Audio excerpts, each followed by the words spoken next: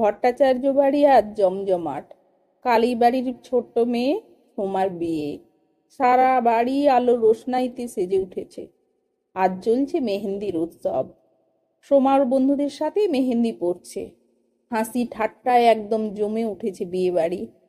শুধু একজনেরই মুখে কোনো হাসি নেই, সোমার দিদি রমার। সোমারা দুই বোন, রমা বড়, সোমা ছোট। 2 বছরের ছোট সোমা।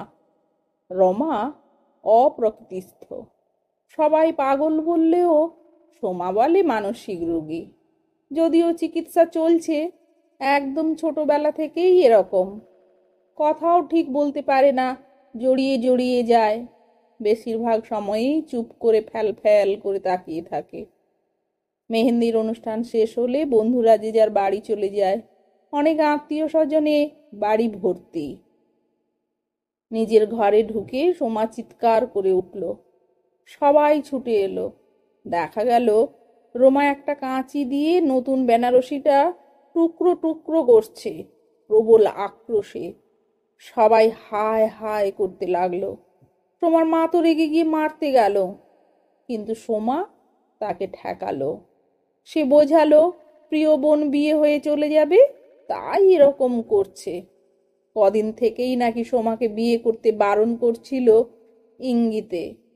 আসলে ও খুব কষ্ট পাচ্ছে বোন চলে যাবে সেজন্য। যাই হোক, খুব ধুমধাম করে পরের দিন বিয়ে হয়ে গেল।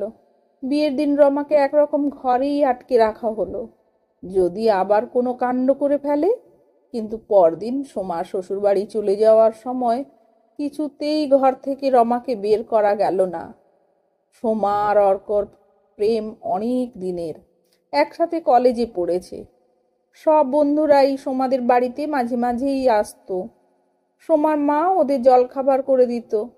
সব থেকে বেশি আসতো অর্ক। একটু বেশি আড্ডাবাজ, বেশি হই হই করা ছেলে অর্ক।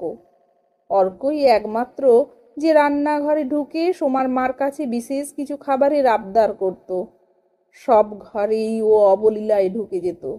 রমার পিছনেও লাগতো, ওর সাথে কথা বলতো। রমাও ওকে খুব পছন্দ করতো, বোঝা যেত। পড়াশোনা শেষ করে দুজনেই যখন চাকরির চেষ্টা করছে, তখনও অর্ক মাঝে মাঝে আসতো ওদের বাড়ি। সোমা বাড়ি না থাকলেও আসতো। কিন্তু অর্কর সম্বন্ধে বিভিন্ন রকম কথা শোনা যেতে লাগলো। বিভিন্ন মহিলার সাথে সম্পর্ক, বিভিন্ন জায়গায় যাতায়াত, আরও অনেক রকম কথা শোনা যেতে লাগলো। অনেকের কাছে এগুলো শুনলেও সোমা ভালোবাসায় অন্ধ ছিল। সে কিছুতেই এগুলো বিশ্বাস করতো না। তাই সোমার বাড়িতে যখন বিয়ের কথা বলল অর্ক, সোমার বাবা কিছুতেই রাজি হননি। কিন্তু সোমার চাপে অবশেষে ওনাকে রাজি হতে হলো, একরকম বাধ্য হয়েই। প্রায় 1 মাস হলো সোমার বিয়ে হয়েছে। একটা মাস যে কোথা দিয়ে বেরিয়ে গেল বুঝতেই পারল না। হানিমুন থেকে ফিরে সোমা বলল কদিনের জন্য বাবার বাড়ি যাবে দুজনে। রাজি হলো অর্ক। বাড়িতে আনন্দের বন্যা বয়ে গেল। শুধু রমা ঘরেই বসে থাকলো, একটুও বেরোলো না। সোমা ঘরে আসতেই ওকে জড়িয়ে ধরে কেঁদেই গেল। সোমা অনেক সান্ত্বনা দিল, আমি তো মাঝে মাঝেই আসবো। তাও সে কেঁদেই গেল। সেদিন সন্ধ্যেবেলা সোমা ওর মায়ের সাথে একটু বাজারে বেরিয়েছিল। অর্ক যেতে চায়নি। অর্ককে ছাড়া সোমার ভালো লাগছিল না, তাই মাকে বলে তাড়াতাড়ি বাজার থেকে ফিরে এলো। অর্ক ঘরে নেই। বাবাকে জিজ্ঞাসা করতে বললেন কোথাও যায়নি তো। তাহলে দেখ, ছাদে আছে হয়তো। অর্ককে চমকে দেবে সেজন্য চুপি চুপি সোমা ছাদে উঠল। পূর্ণিমা রাত ছিল। সোমা অবাক হয়ে দেখল রমা আর অর্ককে। দেখল অর্ক জোর জবরদস্তি করছে রমার সাথে, আর বলছে সেদিন একটুর জন্য ছাড়া পেয়ে গিয়েছিলে, কাকিমা এসে গেছিল বলে। আজ তোমায় ছাড়বো না।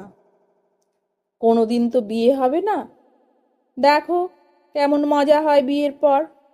রমার মুখ দিয়ে একটা গোঙানির মতো আওয়াজ বের হচ্ছে। যতটা সম্ভব আঁচড়ে কামড়ে নিজেকে ছাড়াতে চাইছে, কিন্তু ওই শক্তিশালী পুরুষ শরীরের কাছে তার সমস্ত শক্তিও অনেক কম পড়ছে। সোমার পা দুটো যেন পাথর হয়ে গেছে, মুখ দিয়ে কোনো কথা বের হচ্ছে না, শুধু একটা কথাই মাথায় আসছে, দিদিকে বাঁচাতে হবে। দিদির কান্নার বেনারসি কেটে দেওয়ার কারণ বুঝতে পারছে সোমা। অপ্রকৃতস্থ হলেও দিদির এই বোধটা তাহলে ছিল। কয়েক মিনিট সমস্ত শক্তি সঞ্চয় করে ছুটতে গিয়ে এক ধাক্কা দিল অর্ককে। 3 তলা থেকে পড়ে অর্কর মৃত্যু। পুলিশ আসলো, সোমা স্বীকার করলো সে দায়ী। কেউ কেউ যদিও বলল রমা ঠেলে ফেলে দিয়েছে বলতে, যেহেতু রমা মানসিক রোগী, নিয়মিত চিকিৎসা চলে, তাহলে ওর শাস্তি অনেক কম হবে। কিন্তু সোমা কিছুতেই তাদের কথা শুনল না। তাহলে তো সে আরো অনেক বেশি দায়ী, অনেক বেশি দোষী হয়ে যাবে অর্কর থেকে। তাই সব সত্যি কথা বলবে, তাতে যা শাস্তি হয় সে মাথা পেতে নেবে। আদালতে সব স্বীকার করে নিল সোমা। 10 বছরের জেল হলো। 10 বছর পর আর জেল থেকে ছাড়া পেল সোমা। বাইরে বেরিয়ে দেখলো দিদি, বাবা, মা সবাই দাঁড়িয়ে তার জন্য। দিদি ছুটে এসে সোমাকে জড়িয়ে ধরে আনন্দে কেঁদে ফেললো।